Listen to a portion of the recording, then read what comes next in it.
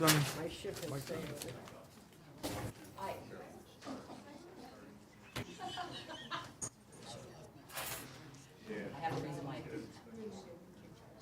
Oh, I have plenty.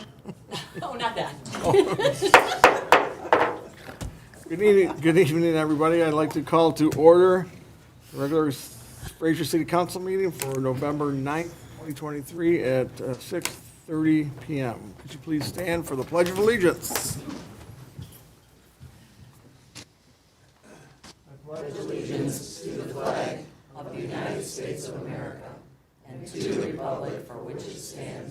One nation, under God, indivisible, with liberty and justice for all.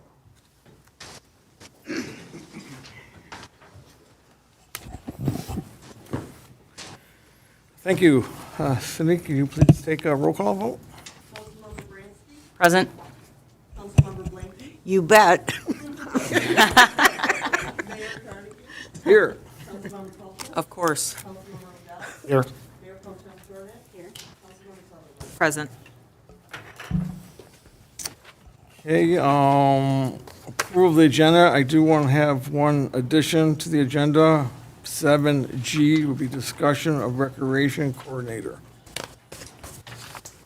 That's my motion. Second. We have a motion and we have a second. Any comments and questions on the motion? I see none. All in favor? Aye. Any opposed? Motion carries. Is there any other amendments by any other council? I see none.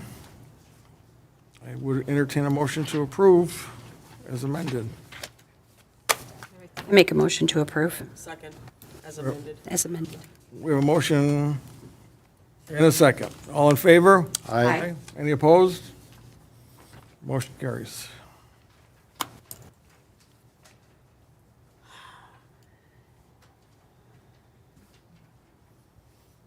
Citizen participation on an agenda item only. If there's anybody in the audience who would just like to discuss an item that is listed on the agenda only at this time, please make yourself noticed, and if you can't stick around for the meeting, we'll take a stab at your questions now. Good evening, everyone. I want to speak under the consent judgment, consent agenda. Is this the appropriate timing? for No, that? not consent agenda, no. Okay, Oh. thank you. Oh, for the meeting notes. Any other agenda items?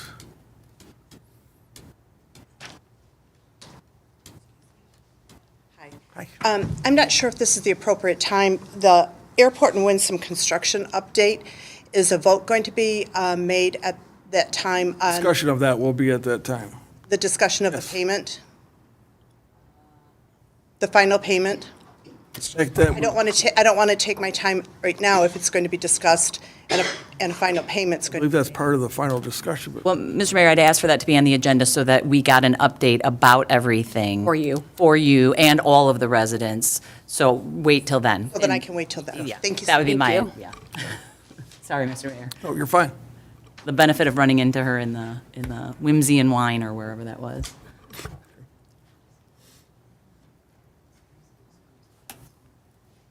Anybody else? I see none. So bring it back to the chair.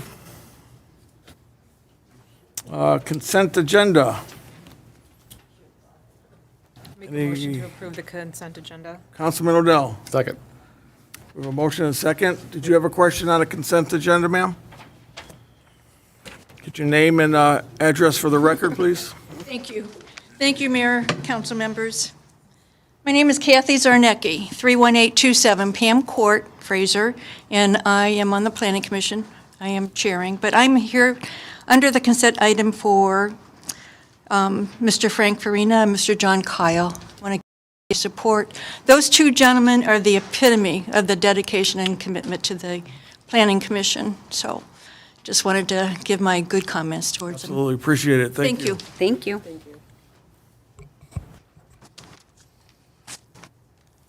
Okay, we do have a motion and a second. Any other comments and questions? All in favor? Aye. Any opposed? Motion carries. Item 7, new business. Tonight, this is probably one of my favorite parts of the job, is doing proclamations for organizations and people, and we have 3 of them tonight that I would actually like to read and have the receivers, after I read it, just come forward. First one will be certificate of recognition to Tom Collins. Tom, stand up so everyone knows we're talking about you. Tom has served as a City of Fraser for over 24 years and been a member of the paid-on-call firefighters that entire time, serving as a FEO operator and treasurer. He has provided irreplaceable contributions to the citizens of the City of Fraser community. While representing and serving the city with distinction, Tom has been a member and treasurer of the Public Safety Honor Guard also, and been a flag presenter at the National Firefighters Memorial. In that case, they present the flags to the families who lost loved ones in the line of duty in Emmitsburg, Maryland. And whereas a member officer who served in the United States American flag presented with great honor to those families across the nation, the community, and most distinguished moment is often one of the highest honors for the family and friends of a fallen firefighter. Whereas all funds needed for these events were self-funded or support through fundraising events for dozens of years, Tom has been among those who have supported our community's needs, family needs, every Christmas purchasing food for families and gifts for their children. Tom has served with compassion and commitment to the citizens of Fraser with desire and to serve which has been hard to match. So I, Michael Carnegie, by virtue of authority in me, vested as mayor of the City of Fraser, and along with the entire Fraser City Council, do I hereby extend the certificate of recognition to Tom Collins for his years of dedication to the City of Fraser with sincere gratitude of our community. Given my date, the 9th of November, 2023.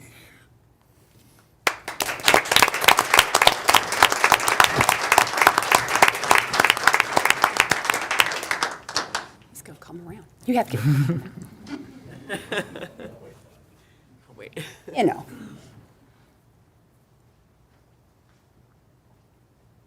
Also, a little note I would like to add, Tom has been kind of my right-hand man for 25 years, 27 years, as treasurer, keeping tabs on all the money, and even during the Sutton Cocoa fundraisers, where we raised over $200,000, was also treasurer at that time, taking care of all those funds. And Tom also is a member of the VFW, Veteran of Foreign Wars in Fraser, and a lot of other things.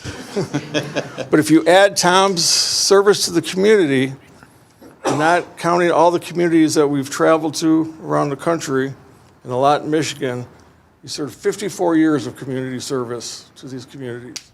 So Tom, congratulations.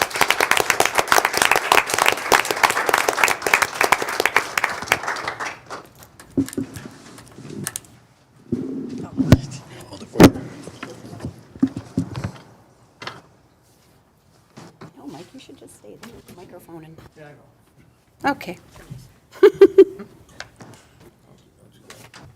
Can I say something? Yeah, you sure can. Okay. He said I can say something. Tom and I and your wife and Jim and a lot of us grew older together through how many decades. And everything Mike read is so true and so genuine and sincere. I've seen you. I know what you men have done. And particularly, as you well know, whether I meet you anywhere, I always thank you for what you did to my, not did to, but did for my. You were an honor guard at my son's funeral, at my husband's funeral, and you guys just shine like a star. You don't need social media. You don't need the internet. You don't need all that. You are who you are, and God bless you. And thank you once again. Take care.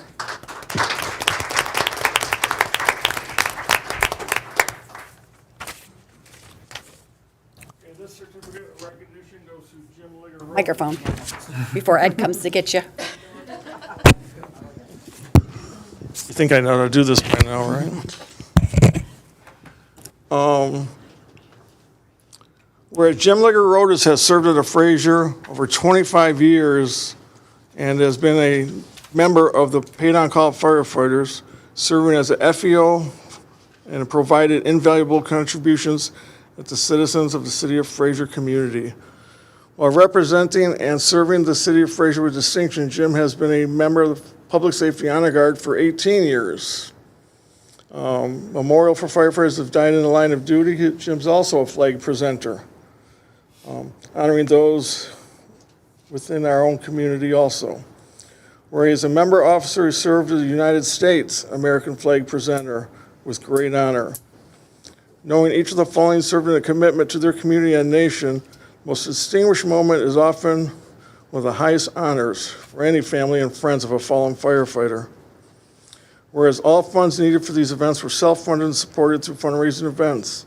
Dozens of years, Jim has been among those who have been supporting our community's families every Christmas, purchasing food and gifts for the children. Jim has served with compassion and commitment to the citizens of Fraser as an example for all. Same thing, I, Michael Carnegie, virtue and the authority vested in me as mayor of the City of Fraser, along with the Fraser City Council, hereby extend a certificate of recognition to Jim Ligger Rodas for his dedications to the city. In sincere gratitude of our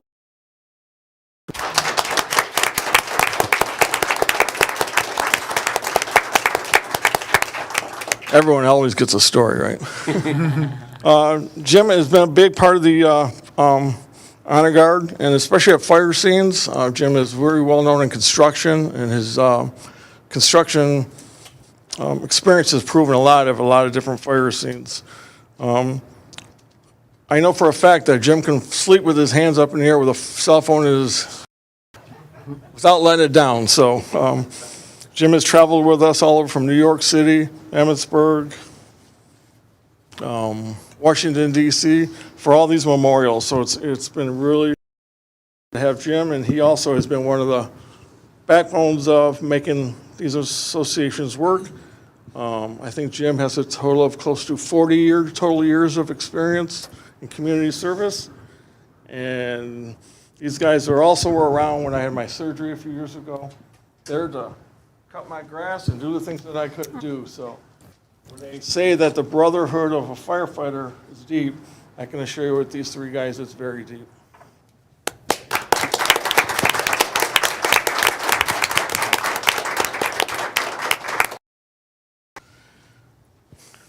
And finally, is it the best for last or the?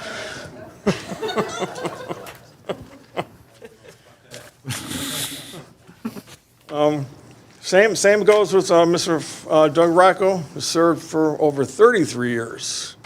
As paid-on-call firefighter and the emergency medical tech, FEO, fire engine operator, and including a life-saving awards.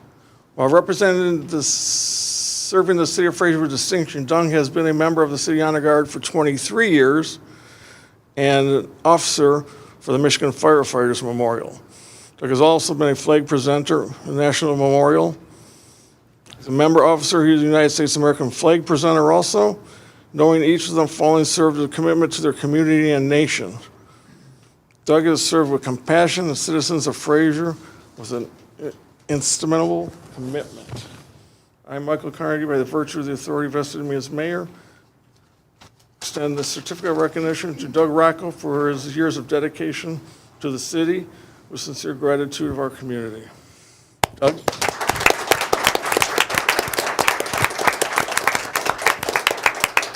Funny story about Doug, well, we don't have time for that. But the joke's always been, I was going to write a book my entire career of being part of this city as a firefighter and a EMT and engineer and honor guard. And we always tease Doug that he just keeps wanting his own chapter, because he just keeps doing these things that no one knows why, but it's because he loves the job. We still don't understand why some of them, but he just loves loves the job, loves the job. So the book will come forward someday, maybe.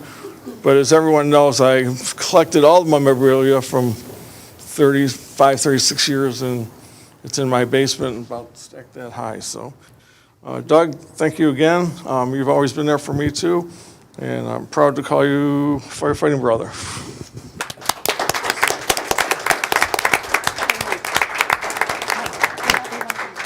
Give them all the key. There you go.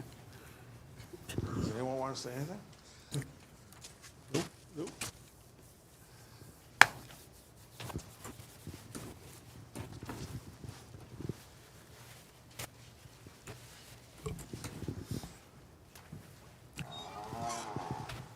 Mike, I just realized through the evening, everybody's going to get a history lesson between you and I. They're gonna understand Fraser perfectly when we're done, right? Yeah. Is that even possible?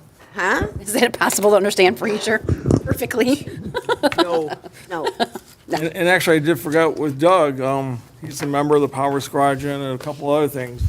And he has close to 100 years of community service in the organizations that he's been with. So you think about these three guys and all those years of experience. And the funny thing is, they're not even residents of Fraser. But yet they do that for this city. Wow. These people. All right. That's impressive.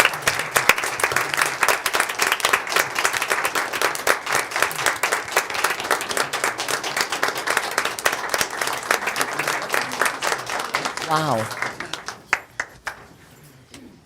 I know we're all getting old, right? I don't know why you would say that, but Doug, we know one another for a long time. And as Doug was doing all this other stuff, his wife graciously, now here we are, a non-resident, which, when she taught skiing, remember she'd take all the kids up to Pine Knob. We used to have a ski program in the recreation department. We had everything.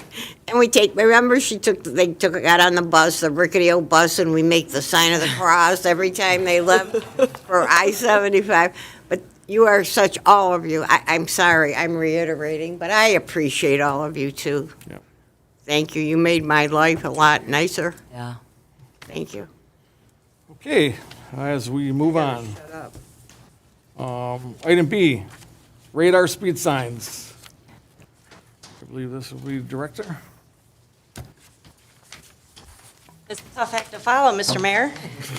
That's I think it's outstanding. I think it's great anytime that council recognizes long-term employees of the city and these gentlemen here. So I would like to extend my thanks and gratitude to, as well as to you, sir.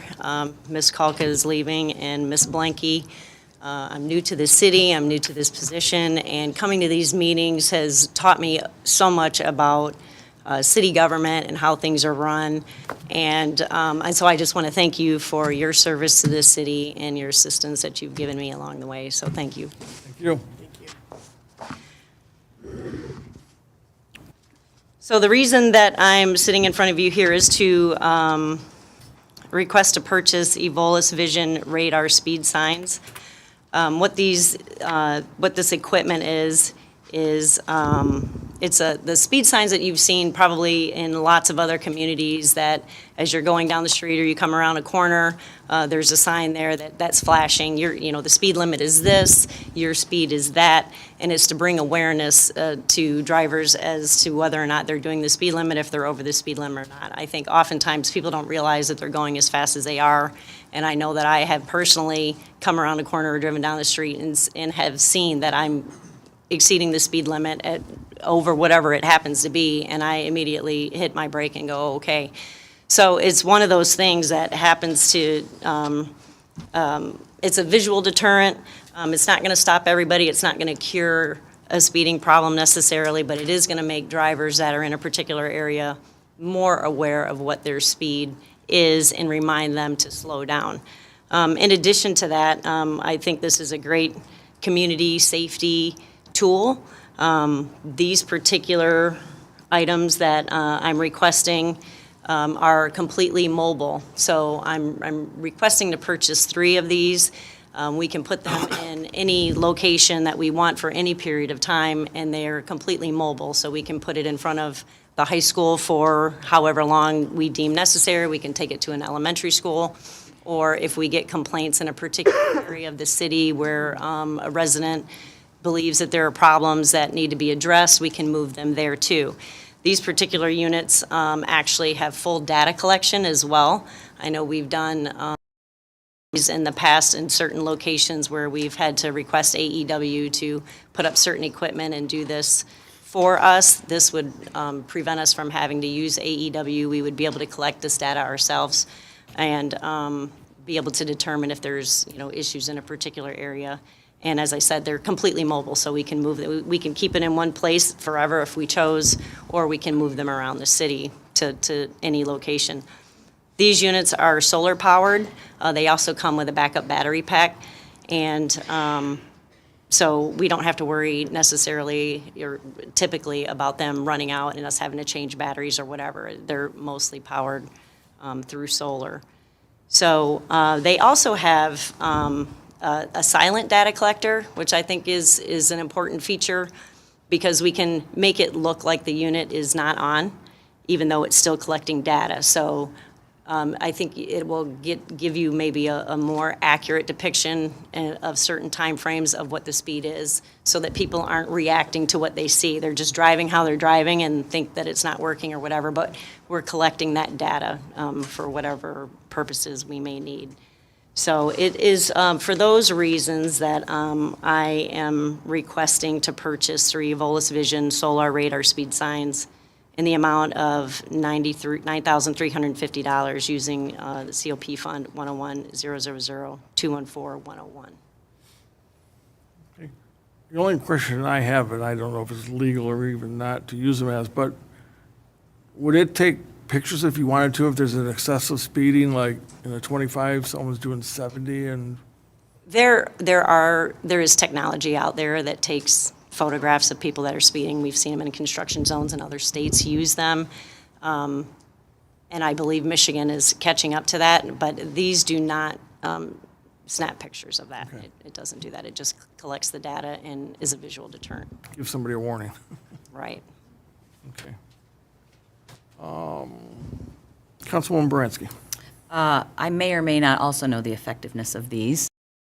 But these are very timely in light of some of the complaints we've been getting from residents because it gives us another data point to get information without having to incur outside vendors. And also, it forces you to at least temporarily love that it's also silent mode to really figure out the true story. So with that, I'll make the motion to purchase 3 Volus Vision solar radar speed signs from Elaine City in the amount of $9,350 using COP funds 100-214-101. Second.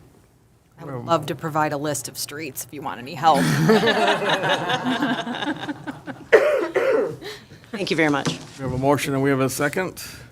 Mayor Pro Tem, you have a comment? Yeah, I just have a question, actually.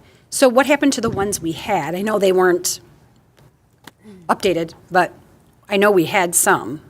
Well, we have a trailer that we're able to transport that will snap somebody's speed and show it to them. But it was not a data collector. It is not as easily mobile. It has to be plugged in. So we only had one? Yes. Okay. I thought we had like a couple, so that's what I Yes. was wondering. This is certainly an upgrade to Oh, that yeah. unit, and we don't have to drag it around. We can mount it to a pole and leave it. It's not like we have to pull it with another car and leave it on the side of the street where it's, cumbersome on somebody's lawn in the way, and it collects the data. So with that If we being, so choose. We don't have to collect data, but we can. right. So with that being said, so kind of like with the DPW, how they kind of sell our old equipment and stuff like that, could we possibly sell our old one if we're not really going to be utilizing it anymore? I would imagine. Okay. Or we can keep it and have a 4th one that doesn't collect data that we could use somewhere else. I mean, I don't know that we need to get rid of it, but if it looks like we're not going to use it anymore, that may. Yeah, that's what I was. I got a great spot for it. That's a bigger one. That might be better to keep on the main road because that's Yeah. the big one. These are, Yeah, I know they're little ones, but that's what I'm saying, but I mean. Big roads If versus- we're upgrading, we can typically get rid of the stuff that we're, yeah. you know. It's an addition, not an upgrade. Right. Yeah, it's probably worth keeping it than it's worth to get rid of it. It's just, you get nothing for it, so. Okay, anybody else? We have a motion and second. All in favor? Aye. Any opposed? Motion carries. Thank you. Thank you. Thank you. Communications server provider? Wait, nope, you missed B. Are we omitting B? Yeah, B is the radar signs. Okay, nope, I have that as A. Do I have not the updated one? Okay, my bad. Thank you, everyone. Is this what you have? Nope, Mary made I have the old one. Oh, that would be why. Gosh, I should always check the one in here, huh? So we're on item C, communications service provider. All right. Levin? So just to let everyone know, currently the communication system that we have here in our office building and DPW, Senior Activity Center, senior housing, is a fairly disjointed system. We have a bunch of different carriers that provide different services. We have our phone services through 123.net. We have internet and cable through WOW. We have elevator phones and fax lines through AT&T. And we utilize TSS services for our phone system. To have an opportunity to go with one provider, Comcast, we'll be able to consolidate the majority of all of these. It's something that will take probably 2 to 3 months to really work on doing the full transition. The numbers that I've looked at, the impact is about $36 a month. And with that $36 a month, we're going to be getting a complete new phone system that is going to be more user-friendly, adaptable, and we'll be able to actually take care of any type of changes in office, whereas right now we have to have a service call with TSS to make some of those changes. And then also they will be doing a build-out of the fiber for us at the value of about $83,000. This is a 5-year agreement, so at the end of the 5 years, if we aren't happy with the service, we can certainly go back to somebody else and piecemeal it. But I certainly do recommend that we go with Comcast for our communication services for tonight.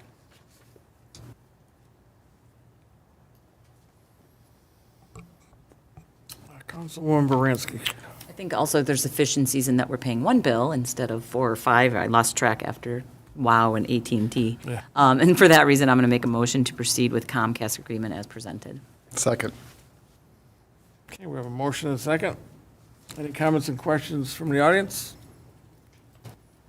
Councilwoman Sutherland. I just have one quick question. So would that include like internet, like Everything. the fact that I can't get onto my city email right now? Like it's everything? That's why I printed mine Okay. last time.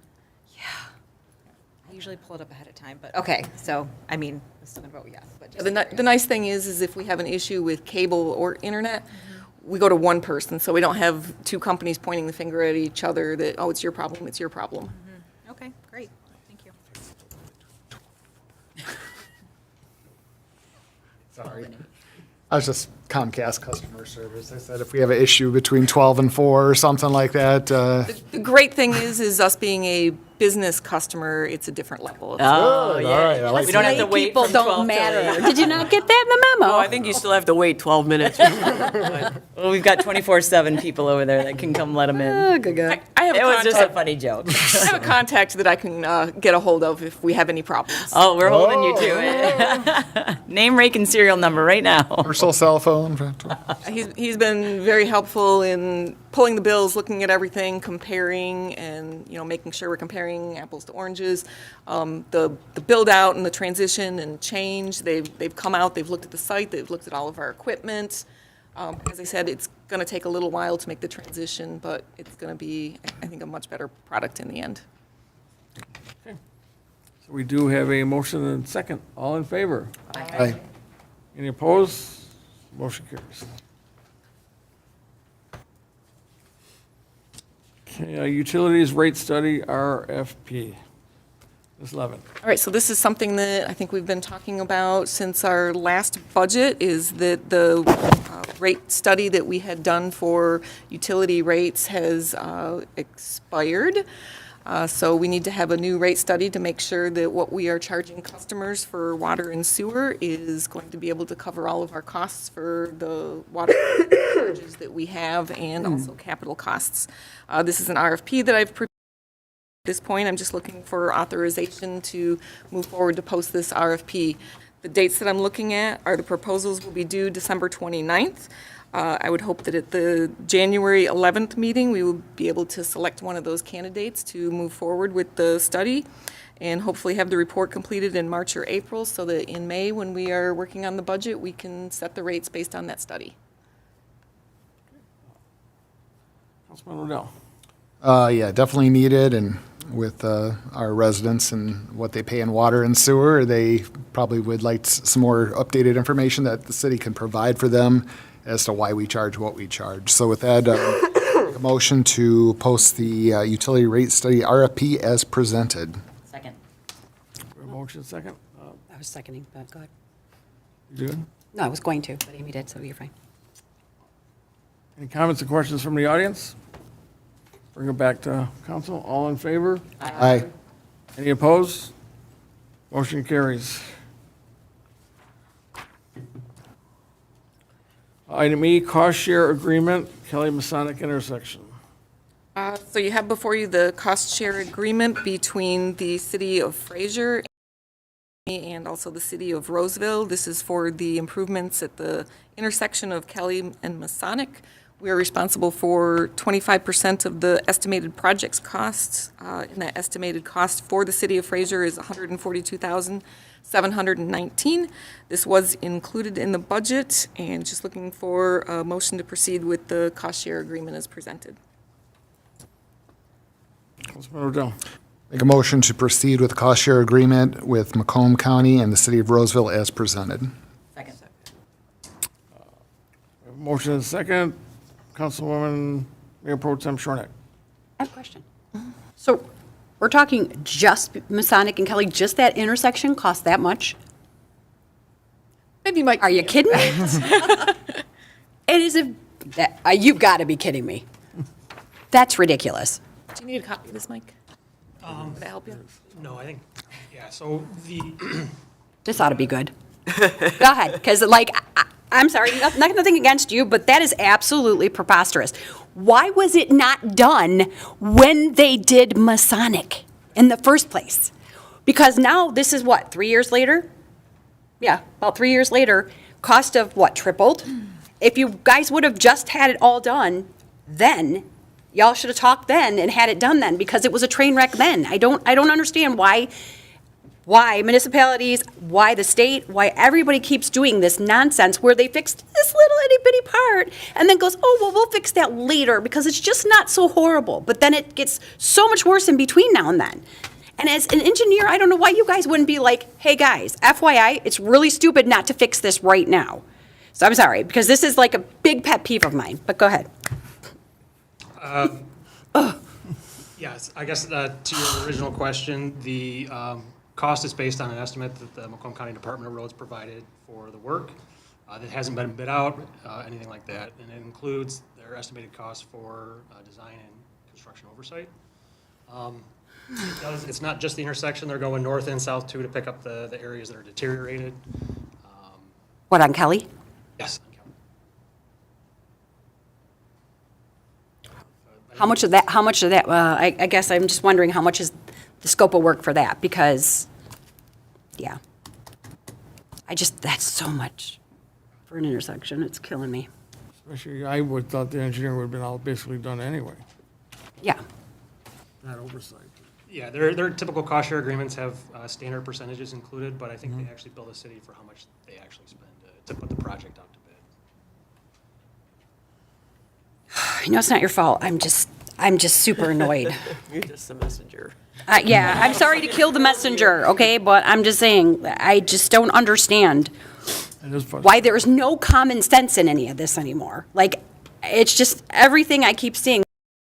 I go through other cities and other townships, there's literally no common sense in what everybody's doing. They like skip and pick and choose and blah, blah, blah, instead of just going, okay, let's just do it. 14 Mile, perfect example.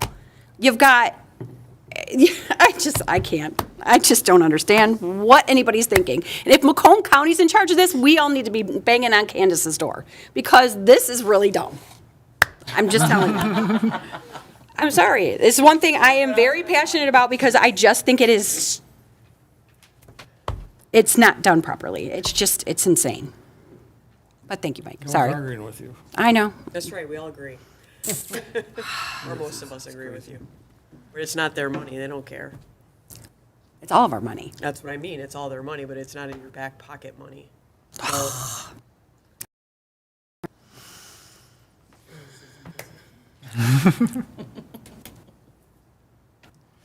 So, where were we? I'm sorry. A motion in a second. Yeah. Okay, we have a motion and a second. Audience. Any comments or questions from the audience?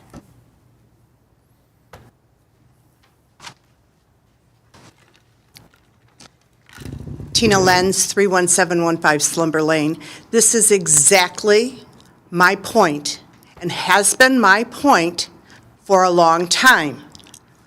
AEW is responsible, and we pay AEW to have all the information so that we are having the roads fixed properly, the grass, the water sewers, all of that. Am I right or am I wrong? Right, mostly right, yep. Correct. So we have to make sure that they are accountable. And someone has to be going out and making sure that they are accountable. Thank you. thank you. Thank you. Anybody else? Okay, all in favor? Aye. Any opposed?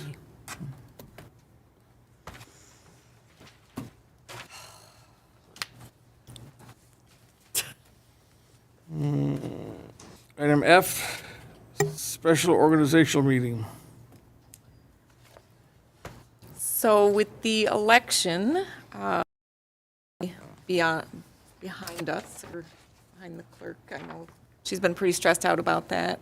Obviously, we've got some on, and new people that are going to be taking office, and we have to set a special organizational meeting to swear in those people, and at that meeting also to appoint a mayor pro tem. The recommended date for that is Monday, November 20th at 6:30 PM. Everyone's good with Make that a date? motion. Yep. I am not. We have to No, hold I- it oh, yeah, within sorry. 10 days. Well, that's outside of the 10 days already, because I counted that. So I didn't realize, I don't want to say I didn't realize I was going to get reelected, because of course I was kind of thinking it might happen. But no, I didn't realize when I scheduled a out-of-country trip that unfortunately I won't be there. So, because I looked at that, because I was like, oh, shoot, we have to do it in 10 days. It's within 10 days of notification, so the clerk will be sending the notification out tomorrow. Right, okay, because that's what I was saying, you haven't sent out the notification, but it can also be changed per charter by the vote of the council. But that being said, if you all want to do it then, don't change it for me. It's just awkward, I wish everyone was here so we could coordinate with everyone, you know what I mean, but, Yeah, you I can do it in-house, though. Wait, Yeah, and I'm- Sherry, you're here. yeah. What, are you available next Monday? Following Monday after that, next Monday. No. I'm saying, is she available next Oh. week? Doing it the 13th. Oh, Yeah. okay. I will be out of town that day. Well, don't take this wrong, you're not being sworn in. No, I don't take it wrong. Yeah, I'm not trying to be a jerk or anything at all. I'm just saying you're not being sworn in, so Just say I'll be out of the area. you'll be out, okay, well, But we also want to do the vote for the mayor pro tem, which is a vote of the Yeah. council. sure. And so Yeah, you have to be present for that. if I had my way, what about the Monday after Thanksgiving? But that being said, if we want to leave it on the 20th because it's easier for administration, I'm fine with that. I just am going to, Does it have to be on a Monday? no. Any other day work for anybody? Okay, Patrick, what you got next Wednesday? Because That's when I'm gone from Friday till, or All right, the you're 10th through the out. 15th. So anytime after the 15th, I'm available. Wednesday. So I would be back, but then that becomes Thanksgiving Eve, like that Wednesday. Biggest bar night of the year. I tried. No. Yeah, and I'm trying not to, I Try not to make an issue. Wait a minute, so you're talking about the 22nd? The day before Thanksgiving? Right. That's good for me. I'm With me. have nothing going on. Me neither. You want me to come and sit in your seat for you? Yeah, keep Okay. it warm. I'm good with that day. It's just a ceremonial, Yeah, it's a 6 Wednesday. o'clock, Pretty quick. 7 o'clock. Okay, yeah. Okay, I'm good with the, Sherry? 22nd? Cindy, are Harry? you, yeah, Cindy, how would that impact? are you going to be Day here before Thanksgiving? the day before Thanksgiving? Okay. You're going to do it the day. Are we doing it at, what time are we doing it? Let's just confirm the date and time, Ms. Levitt, just for the record. Looking at the 22nd, 22nd at 6:30 PM? 6:30 PM. Okay. Thank you for Notices accommodating will me. go out tomorrow or Monday. Okay, as long as you follow that 10 days is fine. We'll send them out on Monday. Okay, that's what I was saying. Yep. Monday be better. Okay. We're good. Everyone good? Yeah, thank you for accommodating me. Patrick, good? Yeah, I'm good for that. No life here. I'm good. No? You liar. Hey, let's see. Do we need to make a motion? Oh, yeah, do we have to do that via motion, Don?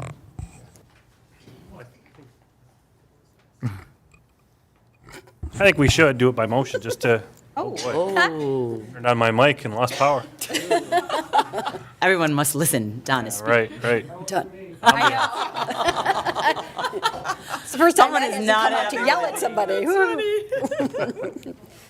Yeah, let's do it by motion. That way it's an official decision of the council to have it on that date. Okay, I make a motion that we have the swearing in on November 22nd at 6:30 PM. Second? Any comments or questions from the audience? Back to council. All in favor? Aye. Any opposed? Again, motion carries. Thank you for changing it.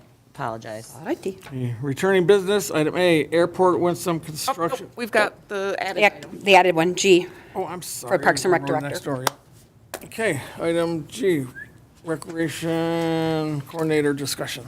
We have a vacancy in the recreation coordinator position, and I'm just looking to repost. It's going to be the same $25 an hour, 40 hours a week, full-time job. I just changed the job functions just a little bit to better reflect how we see the position moving forward. Okay.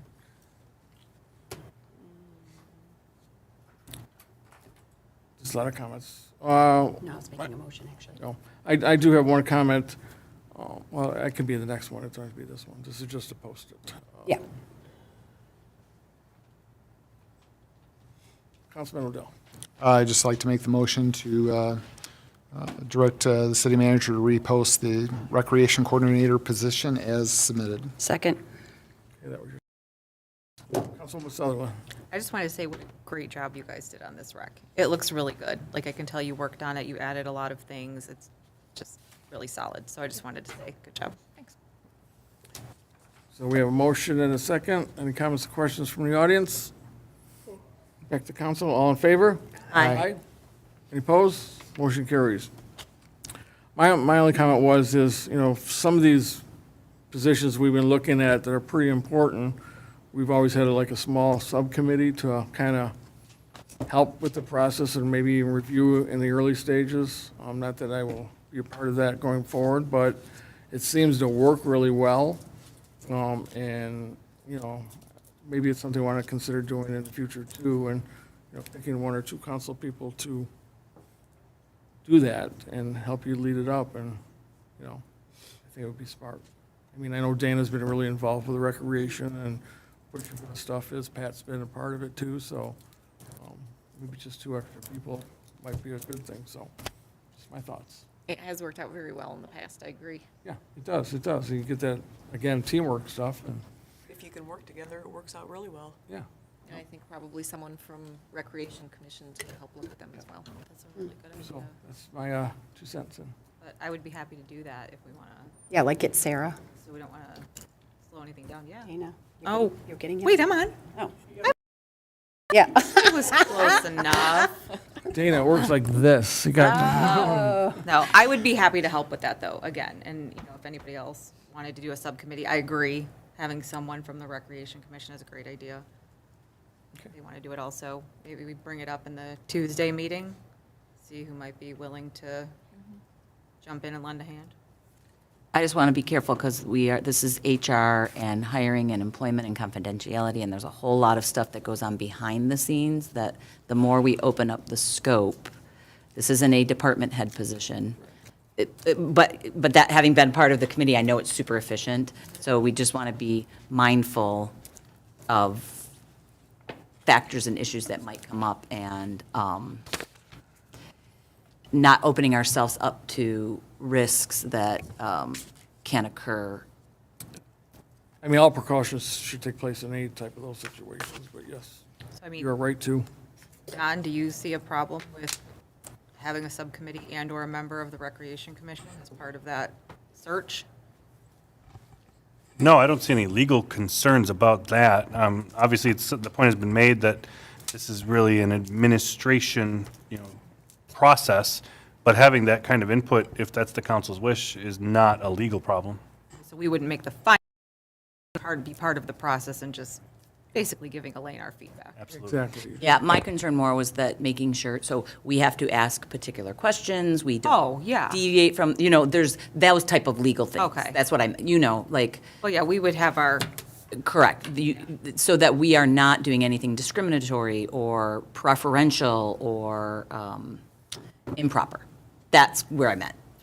as a subcommittee, I'm just going to call it subcommittee, we could always cover those ground rules with everyone before that. I call them ground rules, but, Yeah, no. do's and don'ts. basically. Perfect. That was I just wanted that cautionary, because it's hard. You sit up here, you think you can ask anything, and you actually can't, because then you are not treating each candidate fairly. So it's very important that everyone understand the ramifications of it. And Don can probably help.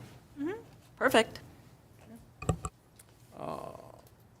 Councilman Blanky. I do not believe in subcommittees. I have to disagree with the mayor, because that's one of the appointments that administration usually makes. If you have 3 council people involved in that, what it does is water down your authority, because ultimately you are overseeing the day-to-day operations. And I feel you have an HR person, you have other employees, and that's just how I feel, because there were a couple incidents where people were hired, where, a couple of us were left in the dark. And as much as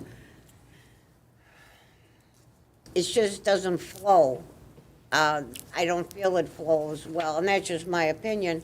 But I feel you should have control of it, because then once they're hired, I know someone made a remark, well, employees know, depending on who's elected, they have a must-do list. I don't, that's micromanaging.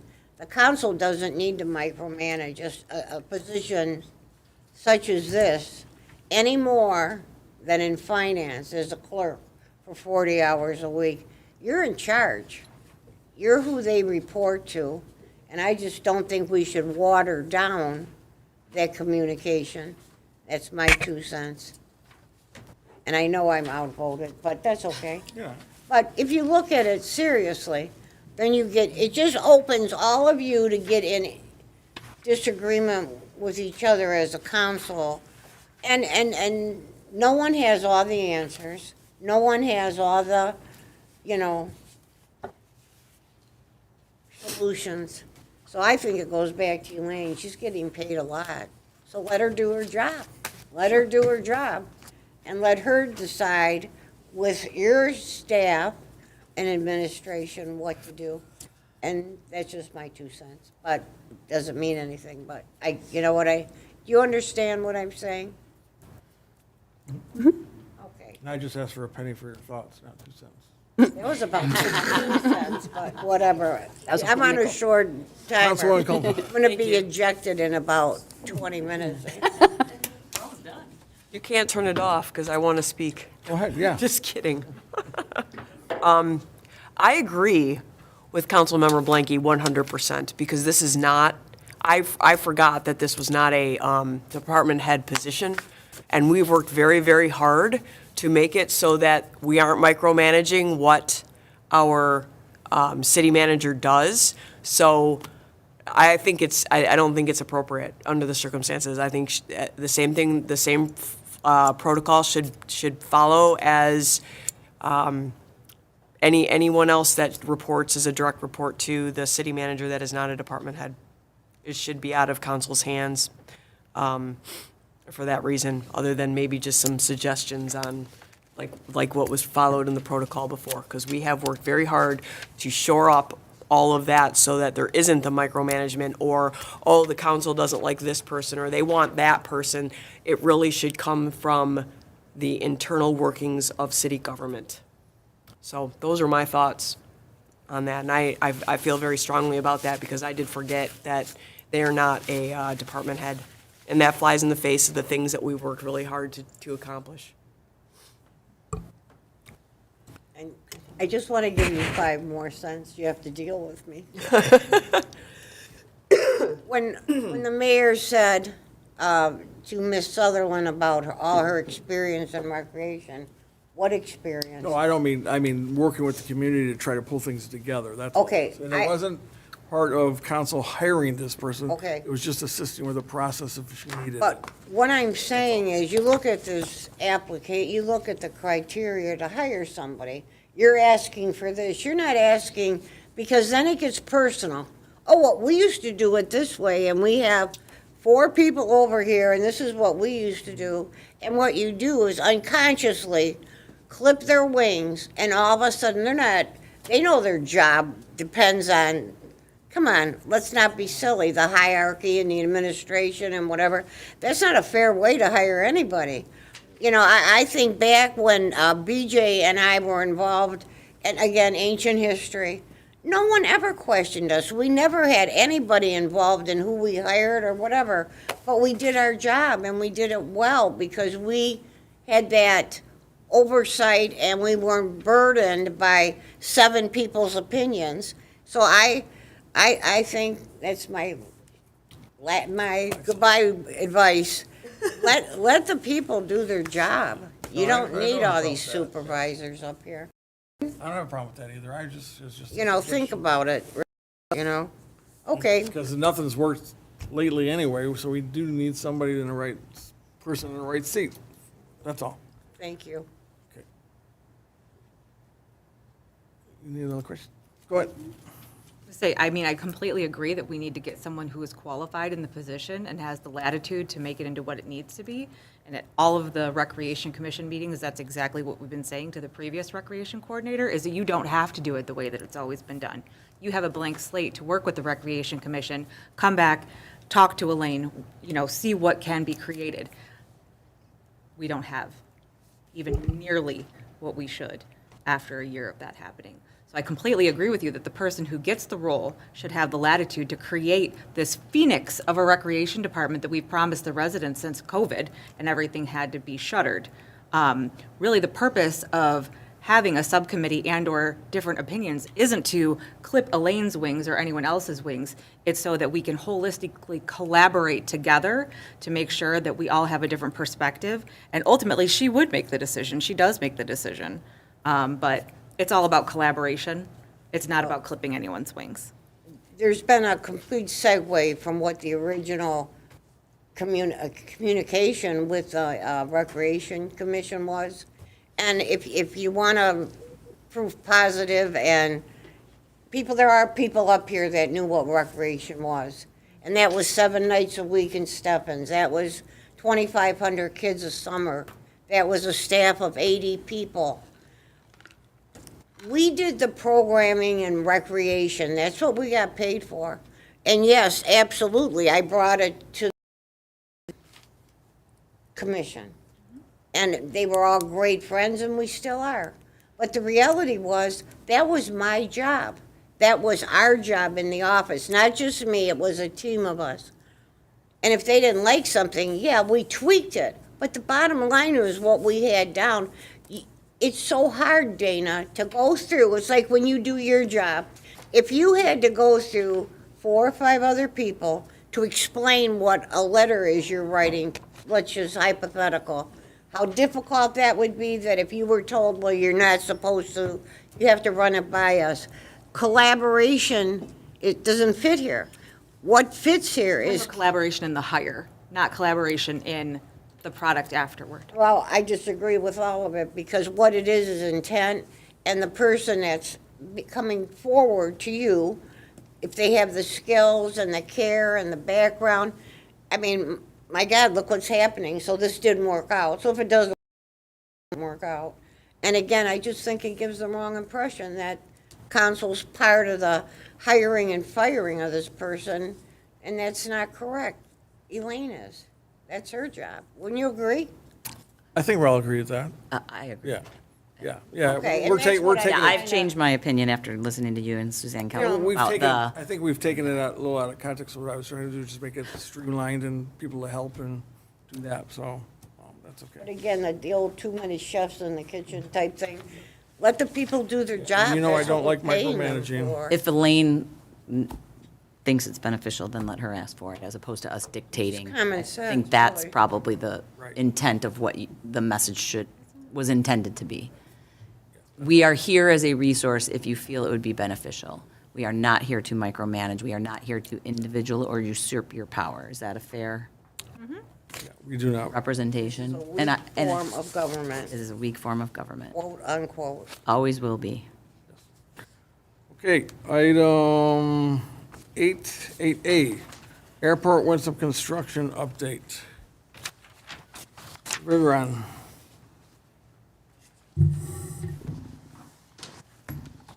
Good evening, Mr. Mayor and members of council.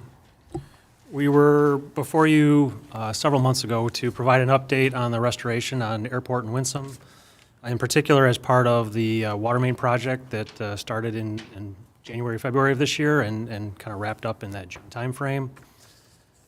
We had some unfavorable weather conditions in our typical growing season, and the resultant product was not meeting contract specifications. Back in June, I believe, we had told you that the not been paid for 50% of the work as per the contract, and that still remains true today. They have not been paid full price for the work that they've done on the restoration. And in addition to that, today it also remains true that the city still holds $80,000 in retainage for that contract. If city council or administration finds the need to come in and perform remedial action, you have the funds to do that work. Since June, the contractor has done a fair amount of effort to try and bring that restoration into compliance, including fertilizers in early July and mid-August, about 5 weeks between applications, which I believe is kind of the standard for those applications. They applied a fungicide in early August and herbicides 3 times, early July, early August, and late August. 2 different types of herbicides, and in particular, there was one weed that was particularly nasty this year, a yellow foxtail, that one of those fertilizers, or herbicides, excuse me, was intended to treat as a post-emergent application. On a number of occasions, they've been in to retop soil and broadcast seed over some of the bare areas. They've placed straw on top of those, and raked lawns, they've dethatched, they've done a number of items. And I'll say it's gotten a lot better in that time.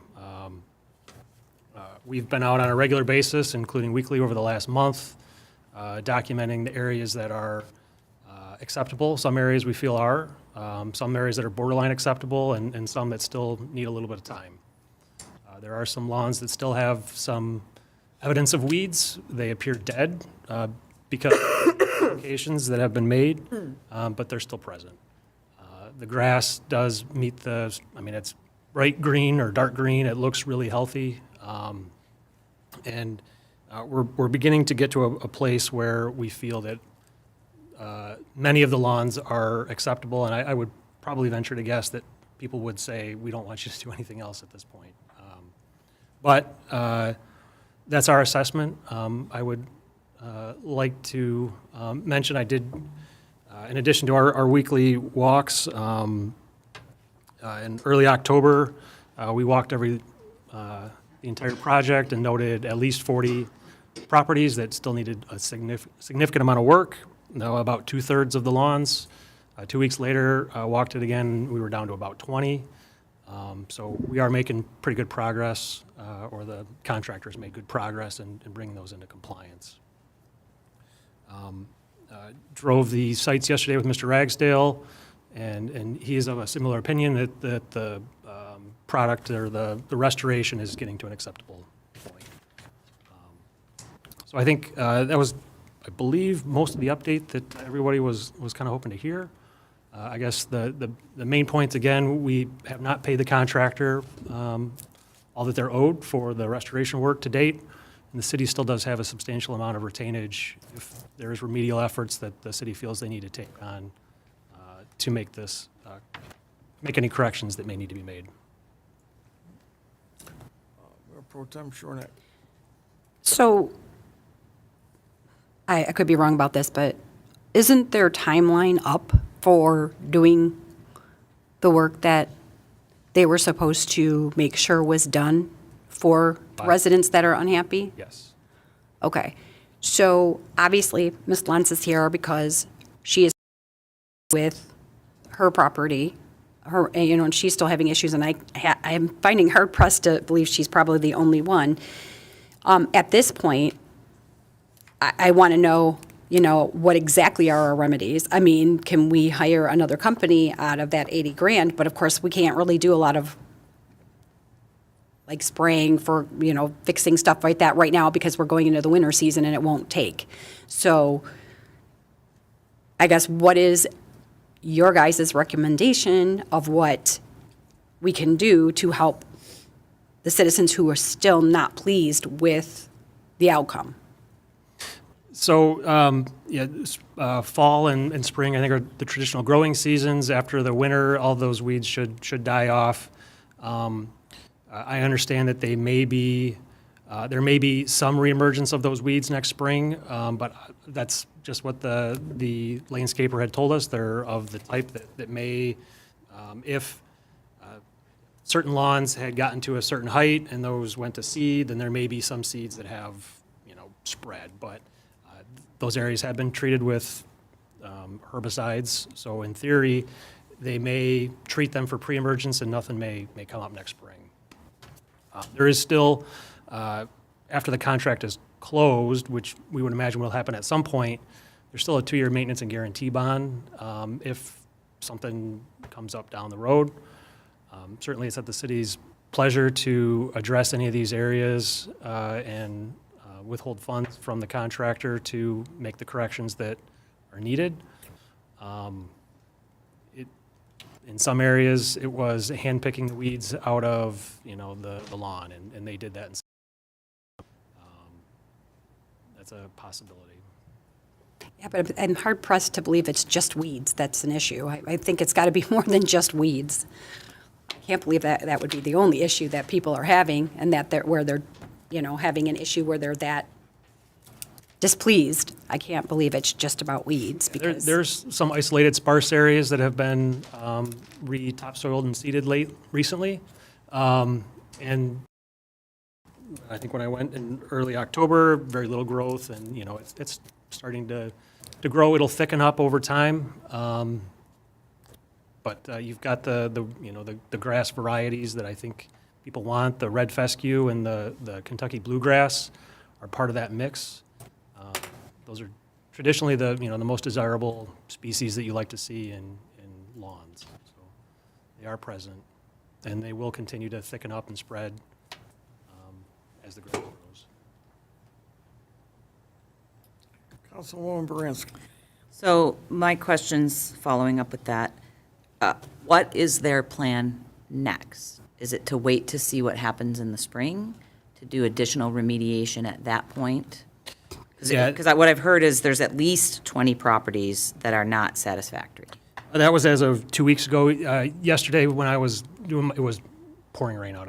Yeah, okay, fair. Wasn't able to get it. And with all the leaves that have fallen, it's been of, how much coverage we've got and if there are some weeds that are still present. Certainly, I would advocate seeing what it looks like in the spring. They have asked, they are suggesting that they've met their contractual obligations at this point and would like to be done.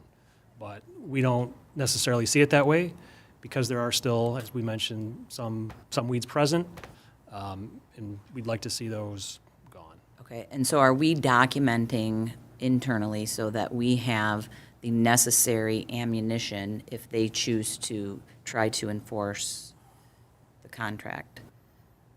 In terms of saying that they're Saying we owe 90%, them. Yeah, that they're in weed compliance and we're in breach and everything that we've- goes along with that B word. We've got a lot of photograph documentation. We've been noting all the addresses that are, And communicating with them on the weekly we basis. communicate them on a regular basis in terms of, we'll see something that, looks positive or negative. And we're Okay. communicating both of those situations with them on a regular basis. And do you feel they're receptive to continuing through the spring, which, as though it seems like a long way away, it's really not in your world. 6-month cycles is really not a long time to see what happens to then, if 20 lawns have to get handpicked, Right. them to get yeah. paid, that's, so be it. So the subcontractor that's been responsible for this has, they've communicated that they feel that they've gone well above and beyond what they ordinarily would have. We've made the argument that, the contract requires that you provide a lawn that, and I've stated that before, so we've stated our position, and Okay. I think they're understanding that they're going to be held accountable until the city finds it acceptable. Perfect. And then I just have a clarification question. So you said that we withheld 50% of the restoration work, and then you said, and $80,000 in retainage. Is that two different amounts? Yeah, so the way that the specification works, the contractor is paid, so they bid a unit price for all the square yards of hydro seed that they put down. Okay. And the way the specification works is on placement, we'll pay you 50%, and then on acceptance, we'll pay you the remaining 50% of that. There's about $12,800 in hydro seed work that they completed. We've only paid them for $6,400 of that. Okay. But then on the general contract, we held back 80 grand. On the general contract, we hold what amounts to effectively 5% of the total contract value until we reduce that amount. And are we getting cooperation from the general with regard to their sub in the fact that, we aren't being hyper-technical here? This has been, it was atrocious. It was, and I'm happy to hear it's getting better, but that's, oh my gosh, that was in the spring. I don't even remember when that was that we went there. And through the course of this, they've made a number of points about the weather, and I think we talked about that last time, the unusually dry and things of that nature. Based on their experience here, they delayed the restoration and other projects that they had ongoing because they knew they were going to get similar results. It just wasn't going to grow. So I think they got far enough into the process that they just finished, and then we hit that really dry spell, and it didn't work out to their advantage, I think, at the time. When I spoke last with the prime contractor, he said he's really in no hurry to get that retainage. I asked him about it. He said, no, we're fine waiting on it till everyone's happy with the work that's done. Then I'm comfortable with you guys continuing to monitor and see what happens in the spring, and hopefully each week that herbicide does its magic and the grass will grow. But I'm comfortable with maintaining the status quo. Councilwoman Sutherland. So I was just going to say, ever since Miss Lenz first came in, I think it was May, and showed us that dirty rag that you had gotten from your basement, I've probably spoken with her every few weeks and tried to make sure I'm following up on this. And it really just honestly seems like from the get of, at least when, I became aware when Miss Lenz came, that the contractor is just throwing spaghetti at the wall. and just seeing what will stick. I mean, even the yellow foxtail situation, from what I understand it to be, and there are two sides to every story, right? Miss Lenz had to take pictures and look it up and show them this is yellow foxtail to even get them to believe that was what was actually going on. So it's not like any type of remediation has been easy. And, you know, when we first started talking about this, you know, you had said that it sounds like a fair amount of effort has been made, but that the contractor thinks they've gone well above and beyond. I mean, those are like, right, completely opposite ends of the spectrum. And, you know, Ms. Lenz and, you know, to Councilwoman Shornack and Bransky's comments earlier, you know, if it's not just Ms. Lenz, right, who knows how many people that are out there and having these same situations and putting their own money into. I mean, if you have to put a dollar amount for all of the additional funds that these residents are putting into making their lawns whole again, but we're paying this anyway, I mean, I am just not comfortable giving them another dime until it's not a fair amount of effort. It looks good. I mean, almost like golf course good, really. So, I mean, I just wanted to make sure that I was very clear on that because I've gone to Miss Lenz's house, we talk, you know, she tells me about her conversations and it's crazy that it's gone on this long and that there have been so many hurdles. I've never seen anything like it. So, that's all. Councilman Kolka? Thank you. Mike, I just have a suggestion or something to think about. Since this has taken so long, have you asked them what their projection is in terms of like what they can show us for assurances for the future? Like, I know that you said there's this 2-year maintenance thing, but obviously we have some issues with their, sticking with the, making sure that it's up to par, and we're having residents upset. What sort of things, if we did give them some money, what sort of assurances would they be giving us back to say, hey, this is what we plan to do, this is our plan, if you will? It's just something to think about, because if they're gonna start jumping up and down and yelling breach, maybe that would be the second conversation. Well, what are you gonna do? What does that look like? What does that future, what does that look like? Because obviously we've got residents that are not happy, and I find it hard to believe this is just about wheat. Put new sod down. I know it costs more money, but I mean, you've waited 6 months, 8 months. Let's get with the program. These people are waiting. What if they wanted to sell their house? They've had to, that's what I'm saying, is at some point, when is it too much? Like, when is the time too much and we should step back and go, you know what, we're gonna use this 80 grand, we're gonna go get sod, because it just isn't working out.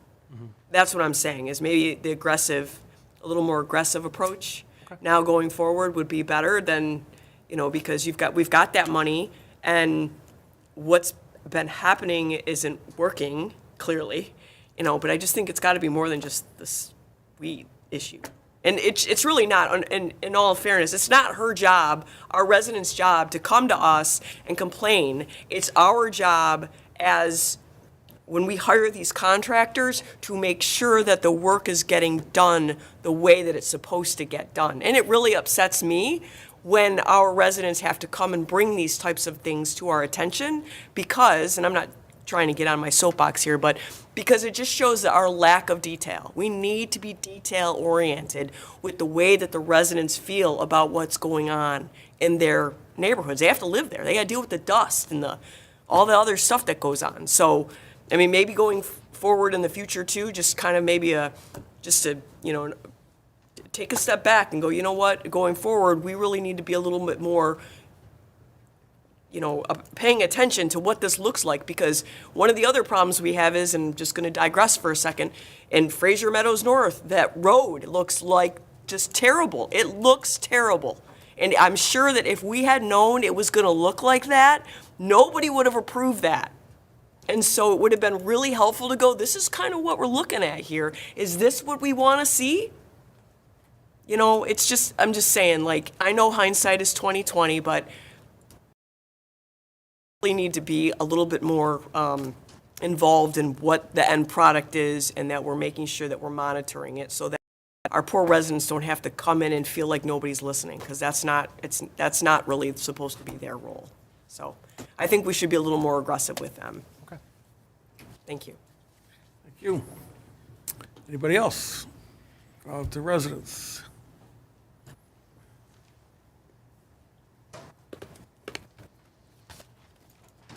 Tina Lenz, 31715 Slumber Lane. I do want you to know that the contractor was out at my house on October the 20th. This is the lawn contractor. From my dining room window, I asked, may I come out and show you the areas that need to be restored properly? And he told me that it was restored to his satisfaction and that nothing more would be done. And so because of that, I paid to have soil put in. I pulled weeds myself by hand, and I have no problem pulling weeds. I do it in my lawn.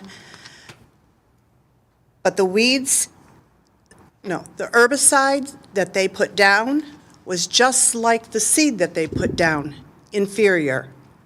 So I have been caring for that lawn. I put seed, soil seed, and fertilizer.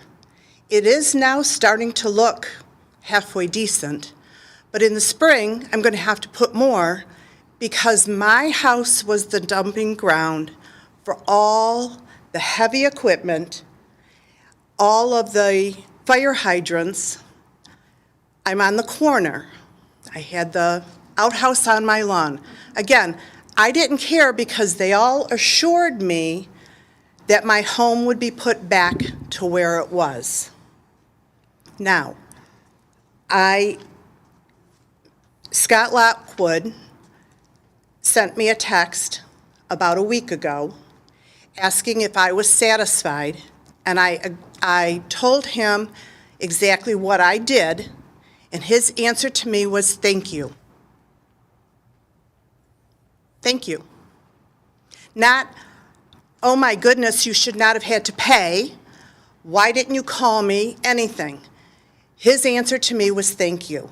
And so that's, Ms. Kulka, to your point, that is exactly. I have been here. This is, I think, my third time here. I have had countless conversations with Ms. Sutherland. I have had countless conversations with Mr. Vigneron. I've had countless conversations with Mr. Lockwood. I've had countless conversations with Mr. Ragsdale. I'm tired of this. It is absolutely not because of the weather. I got grass to grow. Consumers Power put in across the street from my house because the grass didn't come in from when they did the consumers. Grass grew in my neighbor's yard perfectly well. It was inferior product that was placed. I can't speak to anybody else's lawn. I can only speak to mine. It was inferior product, and as resident of the City of Fraser, I am still getting inferior services. And once again, if we don't hold someone accountable, if you pay that money, you will never, ever get the services that we deserve because we've already paid for that. Thank you. Thank you.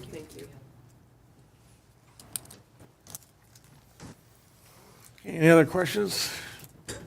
Okay, well, Mike, stay on top of it as before, and let Scott know that his message was not well received. Yeah, I would expect a little bit more too, because Scott's pretty thorough, so, and we'll go on from there. And gotta give us some good spring weather. Or buy some sod. Or reimbursed. Okay, item B, shade options for Fort Fraser. Evening, Mayor, City Council. We have probably some more sticker shock for you, but Superintendent Ragsdale did make an effort to give you some options. I think you had a chance to review those options. The original option was the Steelworks pergola for over $60,000. So we came back just to get a feel of what you can get for how much you want to spend. So you have three options presented to you. The wood pergola, it should be noted that that is treated wood, that is not cedar, and, you know, that cedar wood will warp have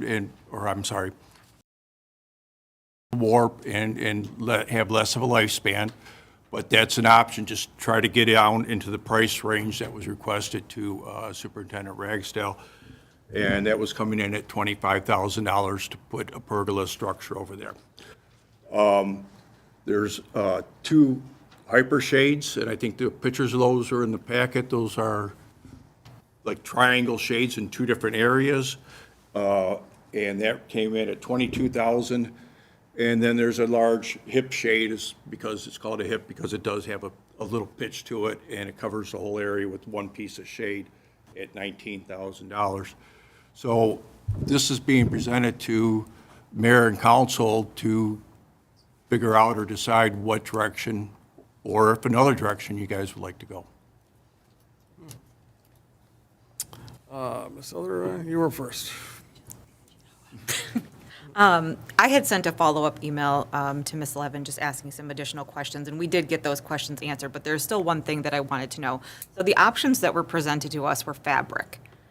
And, I mean, understand with fabric in Michigan weather, right, you're going to have to put it up and take it down, and we've already heard Mr. Ragsdale in here, you know, talking about having enough guys to mow grass and, you know, do leaves and all the other maintenance work. So, I mean, taking 3 hours or whatever it was, 3 guys, 3 hours twice a year to put them up and take them down, as well as the potential longevity aspect to having fabric, I'm not a huge fan. So that's one thing that I was kind of hoping that we would see in some of the additional information. Because I know that those shades, I like those triangular shades, but that they are available in other materials too. So that was just one. I don't know if you have any other information on that, or? I'm not sure if you had a chance, or we got a response from Mid-State on the life expectancy of the fabrics. So it was 10 years. Yes, it's a 10-year expected life, and there's a lot of variables. I think it's 8 to 10 years because you can't predict what weather or what it's going to go through. And the replacement was $5,000. But the shade shells are becoming a very popular product. The replacement costs after 8 to 10 years is part of your consideration of what you might want to go with. I think in your email you mentioned a metal structure, but that's where we ran into the extremely high prices. So I think we're talking about sticker shock and just figuring out what our city council wants to do and provide for the residents of Fraser. Yeah, and that was just the part that I was missing. It was like, is it sticker shock, like $60,000 pergola sticker shock? Or like $30,000 sticker shock, $10,000 more than that, to have something that's going to last more than 8 to 10 years and doesn't have to be taken up and put down every year. That was the part that I was. And the upfront cost is more expensive than just replacing the shell afterwards. And I'm sure you guys seen that, but it would cost about, at today's prices, $5,000 just to replace the fabric. I have one. Sorry, what did you say? 5,000 to replace the fabric? For which, For both. for both of them? Both Okay. of them, the 2 pieces, which would be smaller, or Okay. the one larger piece. Thank you. I have a couple of questions. When I talked to another person at, I think it was Sterling Heights Park, that gave me some information. They had them, but not only do you have to take them up and down every year, but you're obligated in a storm coming to take them down, otherwise you void the warranty. Is that, I don't know that answer if you're obligated, but it sounds like a good practice. yeah, because they're not going to Respecting some of pay these to replace something. 100-year storms are going through. Yeah. So not that it's twice a year, it could be many times a year to take them up and down. And if you don't, then a big storm comes by and, Yeah, it would be probably the best practice to protect the Yeah. investment. and then treated wood, if it's taken care of, you know, the longevity can be longer. I mean, I've seen people with decks that, you know, have them on 20 years, but they treat it when they're supposed to and put oil on them. They could. You know, so again, it depends on maintenance and everything else that we do in the parks. So, yeah, Pro Tem Schornak. I actually had a couple different ideas. First off, I've been to Fort Fraser multiple times because my granddaughter really likes SpongeBob Park, because she calls it. Anyway, we don't need to cover that whole that whole entire thing. The parents sit along the seats. They're not like sitting in the middle of that. So I don't know why we're going for such a large scope. That's number one. Number two, we should have like a couple little areas, but I know they have, it's material still, but material's still cheaper. And it's basically, we could hook it to the equipment. You don't have to put in the poles and have them, like, I know there's lots of different options out there is what I'm saying. I know you guys gave us 3 options. I'm just thinking there is definitely something way more cost-effective than any of these. Because all of these seem very pricey to me. And again, we don't need to cover that whole entire area. It's just along where the parents sit. Because the kids don't sit there. They're everywhere running around. So I just think we need to change the scope. Yeah, it's never had shade there before. Well, it kind of sort of did because we had a tree and then the tree died. And then they planted another tree and then the kids broke the tree before it had a chance to grow. So, and that's another thing, you know, we should possibly look at getting more hardy trees planted by where the parents can sit, like, you know, because then we don't have to necessarily get a cover for, you know, a shade cover.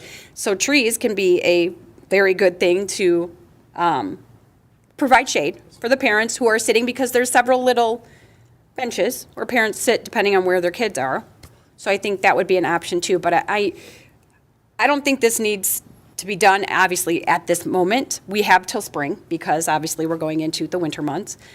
So I think that we can come up with a couple more different options, and I'll do a little more research on the things I was looking at to do, because I know at Somerset they have one that they just kind of hook up. It's like hooked to the fences, but they have it hooked to the building so it has the peak.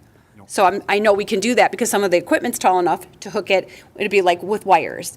And yes, it would be material, but I mean, that would be way more cost effective. So if something happened, you know, it wouldn't be a huge cost to replace it.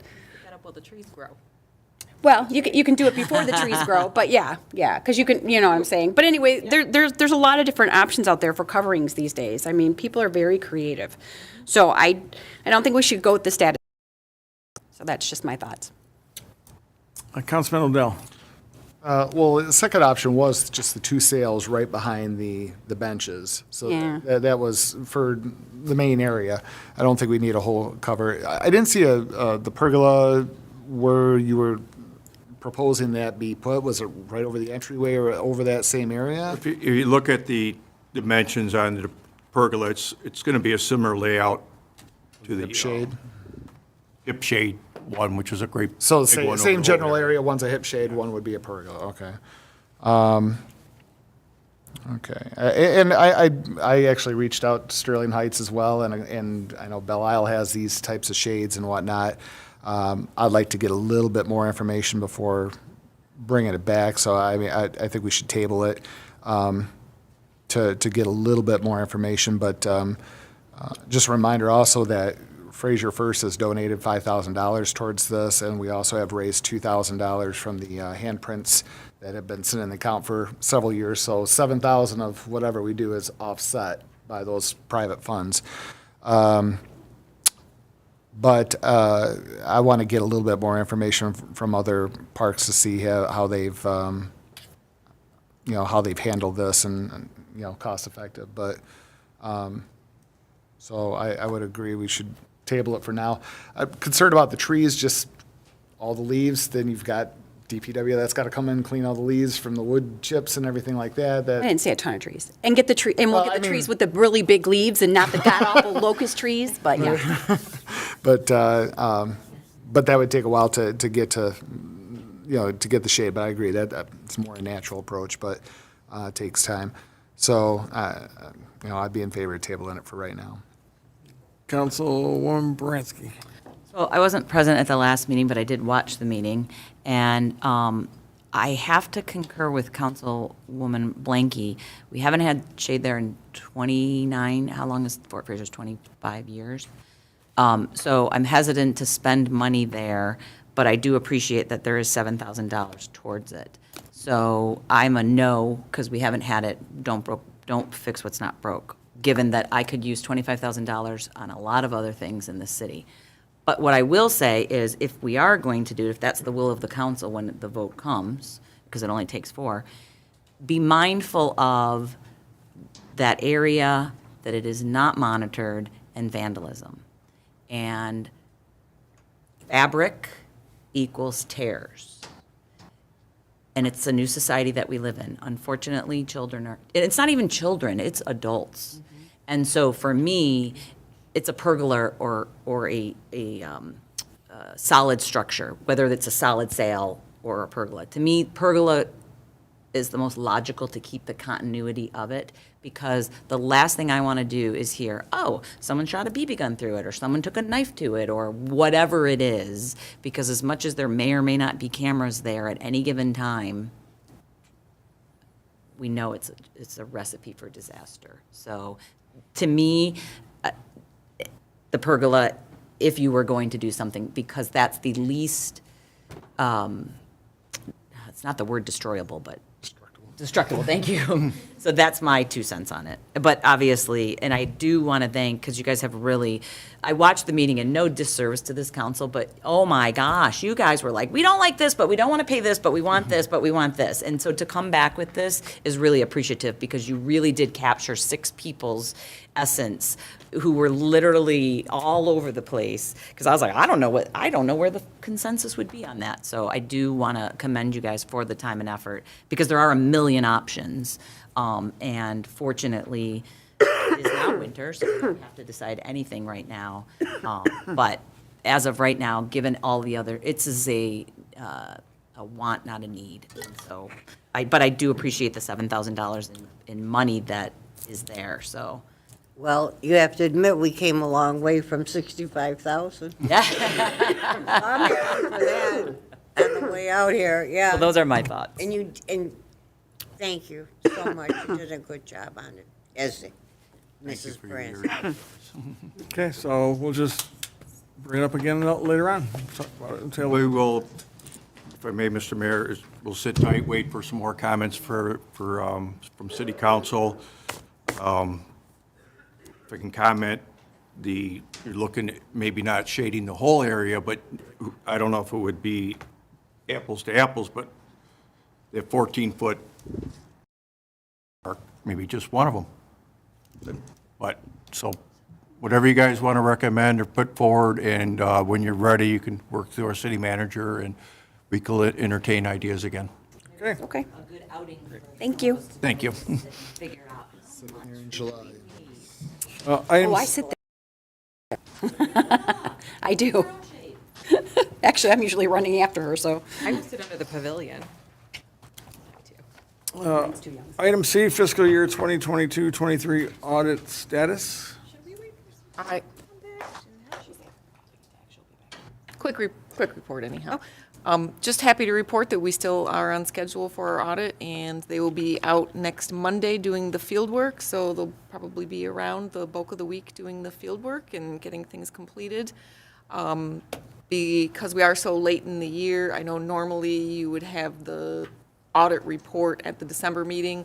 We're not gonna have like the final report or anything done, but the plan is still to have it filed before the end of the year, and when we do get that, I'll certainly make sure that you get copies of it, and we'll likely have the presentation at the January meeting, which I know we've kind of talked about having a lighter December meeting, so that's probably a better fit, because I don't think you guys want to sit around and listen to an audit report in December.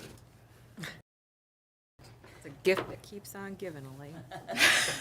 Every year, whether you want it or not. Like taxes. Okay, I'm going to take over the agenda for a second here. Miss Kathy Blanky. Here. Did you want me to say something? No.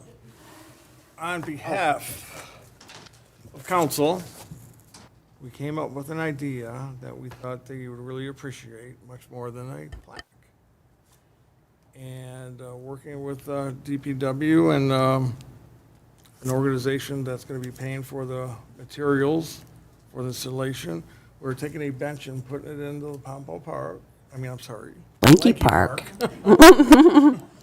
Blanky Park. Get a Pompo, we don't mind. Yeah. He And was a it's, great man, yes. And this bench is dedicated to Councilman Kathy Blanky and her family for their service to the citizens of Fraser.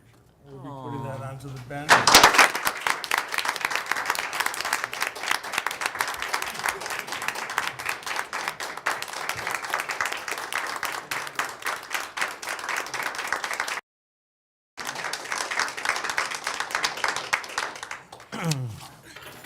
Well, if you get to do that, Well- then I get to do this. I am going to tell you, I appreciate this more than, Mike knows we have a couple proclamations at home through the years we've collected, my husband and I. And this is so touching. I have nothing. I already said something last month and got blown up and didn't work out well because, but this month I will say I came especially to thank Amy, Patrice, Suzanne. I was up here for 4 years with them. And that's not to forget about the guys, Mike and David Winowicki. Within that 4 years, I felt energized. I learned so much. You made me feel pretty good at 76. You made me feel like I wasn't quite at the curb yet. But this has been an extraordinary journey. It's been a 37-year journey. And I am grateful to God in heaven for everything He's given me and my family. We can kid and joke, and Mike brought the memories, and I can't even begin to, it take days to go through them, and I'm so grateful to God I'm grateful for the opportunity. I should have stayed home and just been a good mom to my kids and not got involved like I did. And I think, well, I guess there was a purpose, and I am grateful that I had the opportunity, more than grateful, more than I could ever.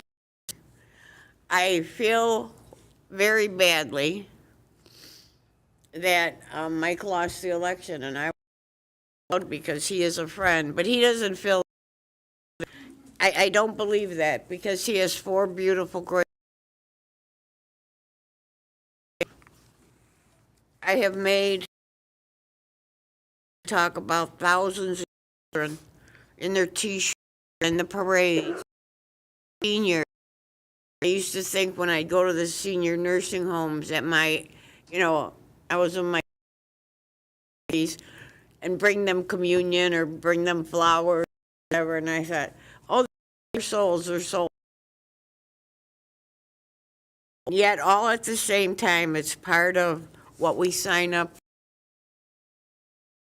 7 years. And I have great-grandchildren. I appreciate every person that I worked at the city with. Samantha, you walked into a beautiful department, and I enjoy that you're here. The police have always been good to my family. Took me under their wing. The whole city hall was a family. We all got along. That's why I will always stay.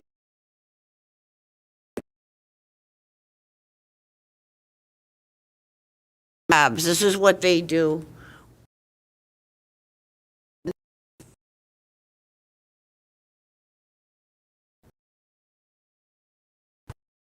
appreciate that.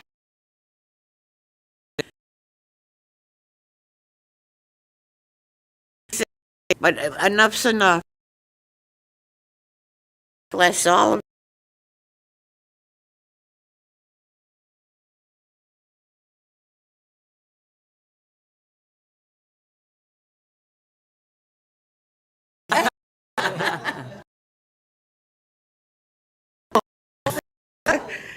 and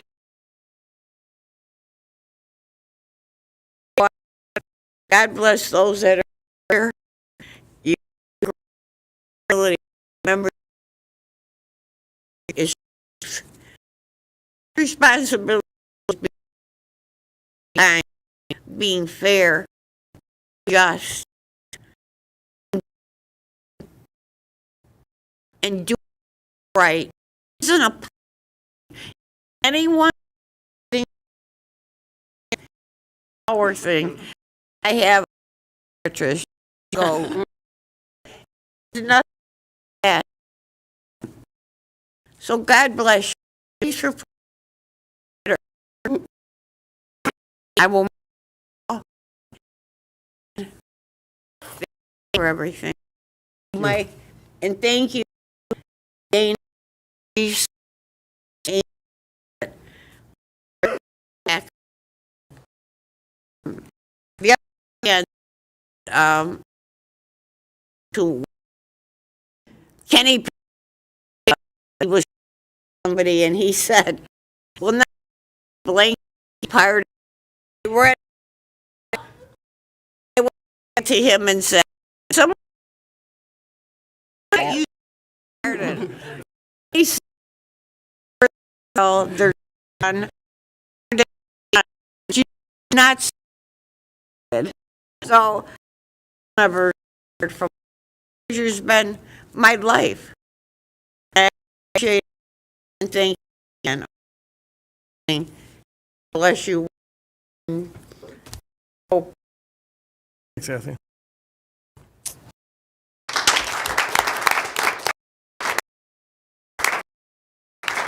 Well, that easy.